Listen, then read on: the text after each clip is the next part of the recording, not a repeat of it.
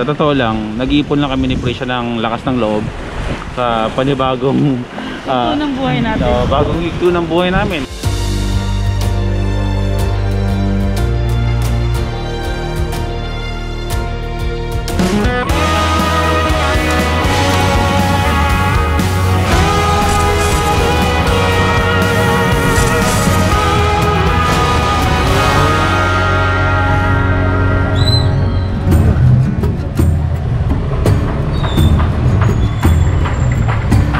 Ano simbahan yan? Simbahan. Oh, sa simbahan ng Bae. Hi. Good morning mga first timers. Anong first time ang meron sa inyo ngayon? Today ay first time kong magstay dito sa Bae, Laguna. Ayan. Pagkatapos ng 10 araw natin na pag-aayos ng shop, eh medyo nakahinga-hinga tayo mga first timers.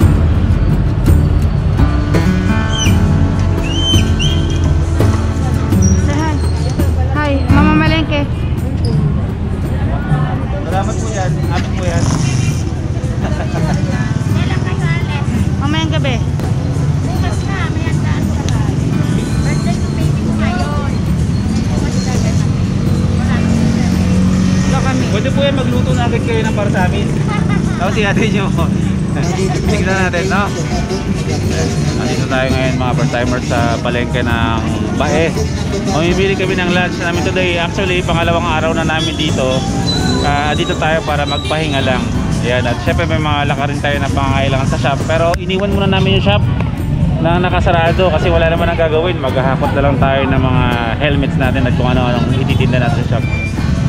Mamalengke lang kami ng panangalian namin. Samahan nyo kami dito, mag-ikot-ikot lang tayo dito sa bahay ng Bae. Nag-enjoy ako kasi probinsya feels talaga eh. Feeling ko, ang layo ng pinuntahan ko pero nasa Laguna na tayo. Tara!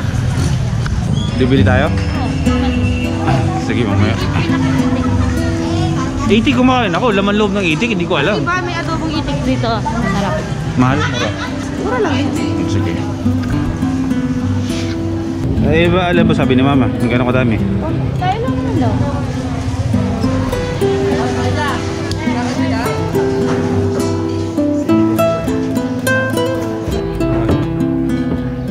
Thank you. Dalawang hita. Magkano yung dalawang hita na yun? Ang mahal. Oo, 120 lang daw. Okay. Magkano? 120? Grabe, ang bilis ah. Speed lang ah. Kahapon po. 120 pa na. Wow, fresh to mga to ah. Ito. Gano'n ba kalaki yun? O basta yun, basta ulam yan. Yung mami kasi na Prisha, may pinatikim na special na luto ko gabi. Yung Sili ka? baboy manok na merong alamang. Sobrang sarap. So nag-request kami na magpaluto ulit ngayon. Tsaka syempre yung favorite ko yung kakuha na may oyster sauce na merong kangkong. Kaya kami namamalengke. Dalawahin mo na. Ate, baka bumili na sila. Go, thank you ate ha. Yan, total naman nandito tayo ngayon sa Laguna. Meron lang ako shoutout. Shoutout po muna si JTV Katagumpay. Naalala ko siya bigla eh.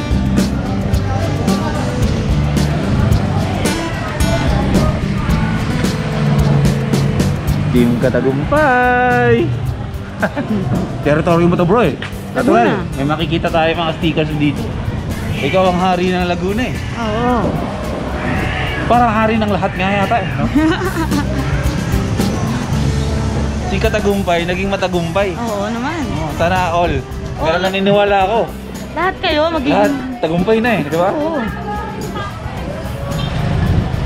Wala na ba tayo ibang pupuntahan? Sa kadadaan. Ha? Sa kadadaan. Dito, bakit? Hindi pwede. Wala, makiusap na tayo.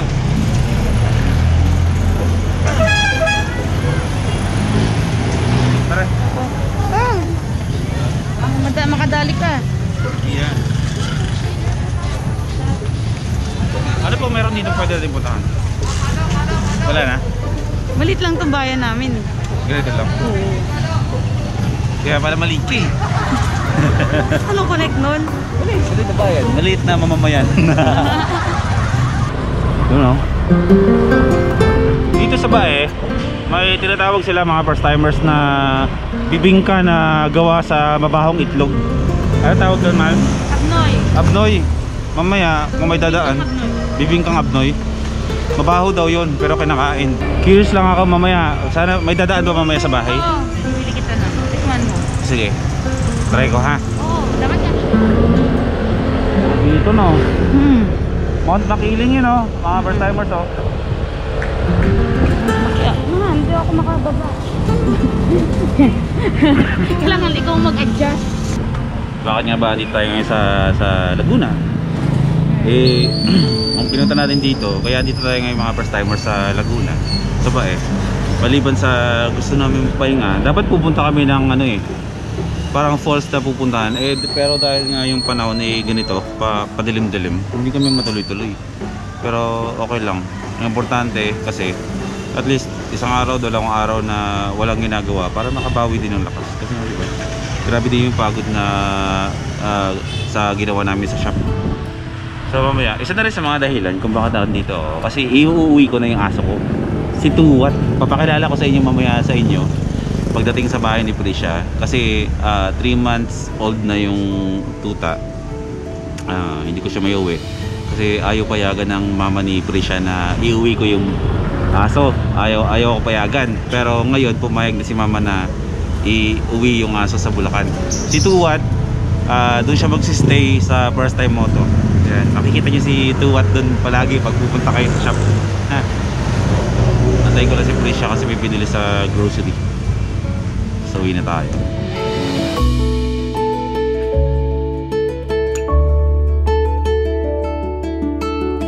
Pakilala ko lang sa inyo. Stress! Kami! Higa! Higang-higa siya malo. Ito si Tuwit! Si Tuwit. Yan ang daddy ni Tuwat. Oo. Ito si Stress. Ayaw maligo. Laging bisaklat. Yan, babay na. Kasi pinamili. Ay, dito pala. Nakalimutan ko na malengke pala tayo. Bakit galing, boss? Ito, kay mama mo bigay. Boss Eddie, kita ka ba siya? Ito ang pinakamamahal niyang videoke ni Prisha. Kung gusto niya mag-rent, tawagan niyo yung number na yan. Halika na, doon tayo sa taas. Ma, hindi ko lang sasabihin sarapan mo kasi masarap ka talaga yung luto. Siyempre, palakas na. Oh, wala. Bula-bula. Pakilala mo sa kanila si Minnie. Nineko! Ito ang aking anak. Ito po yung anak ko. Sobrang bait. Ilan taon na sa'yo yan? 9 years na, magda-10. Sige. Papakilala ko sa inyo si Tuwat.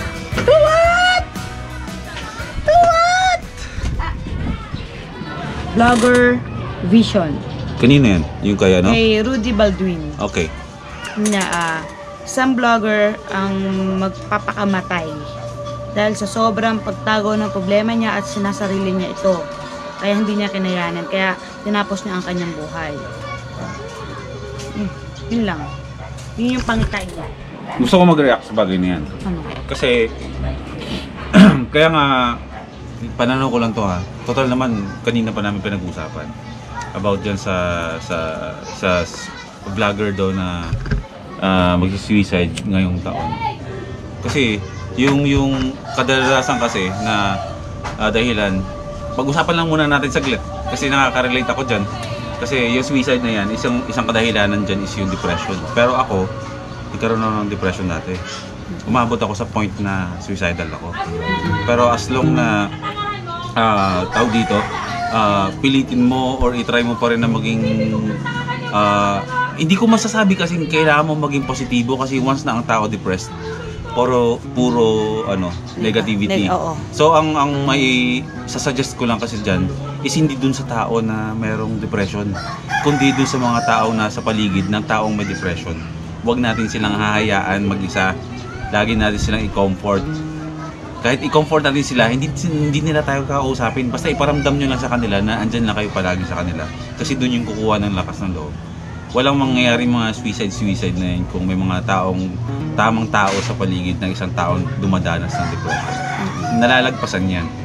Kung may mga taong umabot sa ganung stage na nag-suicide, yun yung mga taong napabayaan na may depression na hindi inalalayan. Kasi iba pa rin talaga yung nakakausap mo yung mga tao. Wala lang, ganun lang. Napadaan ko lang kasi nakaka-relate ako. So hindi lang naman ako, hindi lang, marami ang may pinagdadaanan ng ganun. So laban-laban lang. Pwedeng hindi mangyayari sa atin yan. Basta meron ko lang Diyos.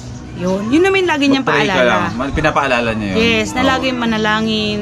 Sa hula hindi ako naniniwala. Pero pag sinabi niya na magtiwala lang, tapos Sa pagtiwala natin sa lahat, yun ang mas makapangyarihan at yun ang may katotohanan. Kaya kailangan na natin maging maingat palagi at mag-pray tayo. Sana ba yung aso ko? Ayun no. Dog to. Papakilala ko sa inyo si Tuwat. Malay mo. Yan. Tuwat, halika! Yun, si Nianok yun. Yanok. Nianok. Ay, lumabas na siya. Kaya mo siya. Ito si Tuwat. Napakilala ko sa inyo ang aso na magiging bantay sa first time moto. Magbabantay ka ba talaga o ikaw yung babantay namin? Papasok ako na kasama siya tapos uwi din ng kasama siya. So ano lang siya yan, magpapalamig-lamig lang dun sa shop. 3 months old pa lang siya. Shih Tzu siya na may halong yung tatay niya kasi hotdog. So siguro kainitan ng mami nito. Tapos ayun, wala rin naman kasi lalaking Shih Tzu. Eh yung hotdog na aso yung andyan. Ayun, nalahihan ng hotdog kaya ganyan itsura niya. Actually ginupitan eh. Pero mahaba yung buhok niya sa mukha. Mahaba yung uso kasi nga yung hotdog mahaba ang uso eh. So ayan, meron tayong mga kasama sa mga vlogs natin, no? Yan si Tuwat kasi ang pangalan ng daddy niya si Tuwit kaya naging Tuwat. Pero gusto kong gawing yung spelling ng Tuwat niya is number 2 tsaka W-A-T. Tuwat. Ayan. Mabait siya. Malambing. Lalaki siya. Lit-lit ang paa niyan. Hindi makabalaki din yung paa Hindi, niya. I mean yung ano. Maikli. Makapal yung mga paa pero ang iikli. Kasi nga may halo ng hotdog. Pero mabait siya. Diba, Tuwat no? Tuwat no, sasama ka na sa akin no? Babantayan mo kami dun sa shop no? Yan. Ang ating baby doggy. Iuwi na yan mamaya. Uwi na natin siya sa Bulacan. Okay tayo kay tita. Hindi. Magiging love din ni nanay ang mga hayop.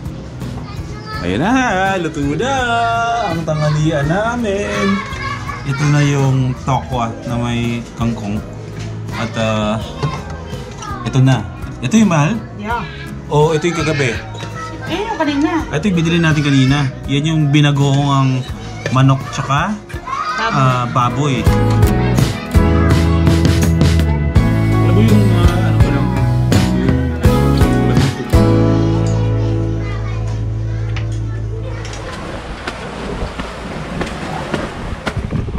Retired pala? Wow! Woohoo! Retired pala, mahal?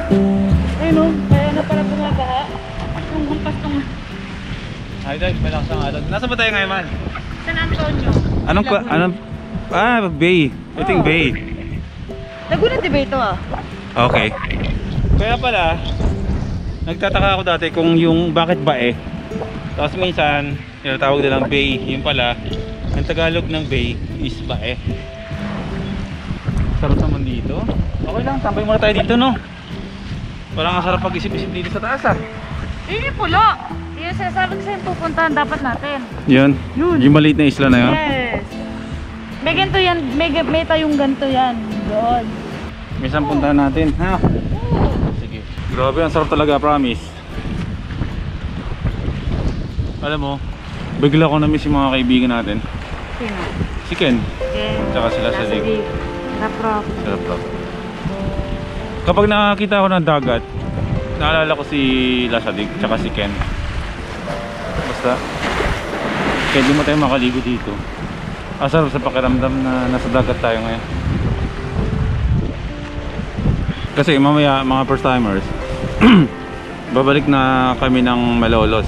Siyempre nagpahinga lang kami ng 2 araw dito para alam mo na, maiba lang yung aura ng lugar na ginagalawan namin. Kasi siyempre kailangan namin yun. Lalo na't ngayon, pagbalik natin ng Malolos, medyo mag-iiba na konting mundo natin. mahati na, hindi lang tayo puro travel vlog, kundi may negosyo na tayong ano, iintindihin. Sa totoo lang, nag-iipon lang kami ni Prisha ng lakas ng loob sa panibagong Ito ng buhay natin. bagong yugto ng buhay namin, bagong yugto ni Boy First Time. Kasi dati, kung dati pag umalis ako, pag nagbablog ako, vlog lang iniintindi ko, rock and roll lang ako kahit saan. So ngayon, lahat planado na. Syempre, kailangan nating kasukasuhin din yung negosyo. Hindi po pwedeng itayo lang yun tapos pabayaan ko na lang sa kanya. Katuwang kaming dalawa doon kasi syempre kaming dalawa may-ari nun. Tsaka syempre para sa buong mga pamilya namin. Kaya ngayon, sana supportahan niyo mga first timers yung shop namin.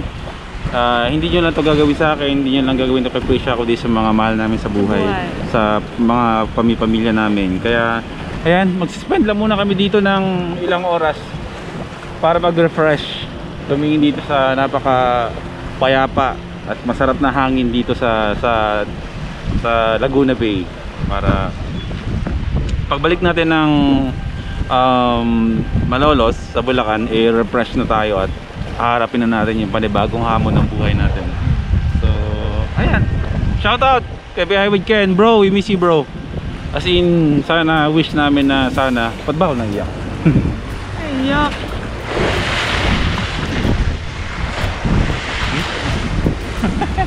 Ba't ka naiiyak? Namimiss ko si Ken eh. Babalik naman si Ken dito. Okay mo. Ilang buwan lang, nandito na yun. Season bro. Kaya kay last week, magkikita tayo dyan. Kaya kay Rap Rap. Nakikita nyo lang si Rap Rap, inaasar-asar namin. Pero lahat naman yun eh, skit lang. Hindi naman yun totohanan. Lahat yung biroan, lahat yung scripted lang yung lahat ng mga biroan namin. Pero pag kami Love namin si Rap Rap. nagtuturingan kami bilang makatao at mga magtunay na magkakaibigan. So ayun mga first timers, sa likod namin, kasama namin ngayon ang napaka refreshing at napakagandang lugar dito sa Laguna. Kami napapasalamat mga first timers na sinuportahan nyo kami at ayun, sa lahat ng klase ng journey ng buhay ko, sa kahit anong, sa ilang chapters ng buhay ni Boy First Time, nandiyan kayo para sa akin. Maraming salamat. Panibagong chapter, panibagong yugto ng buhay ni Boy First Time, ang pagiging vlogger at ang pagiging negosyante. Subukan natin, pero naniniwala tayo na magiging successful to.